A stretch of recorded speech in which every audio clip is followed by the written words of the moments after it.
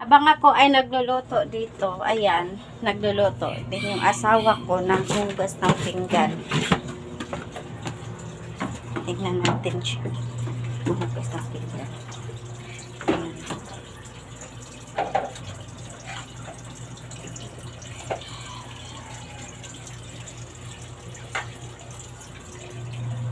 Nagugas siya ng pinggan.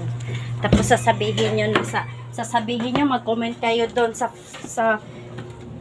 FB Reels ng asawa ko na ina-under ko siya. Hindi ko siya ina-under. Nagluluto ako, habang ako ang nagluluto, siya ang naghuhugas. Hati-hati kami sa gawaing bahay. Hindi ko siya hinahayaan na siya lang lahat gumagawa sa gawain dito. At alam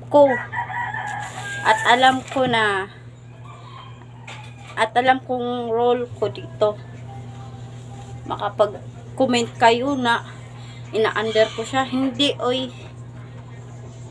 Hati-hati kami sa gawain dito, oh.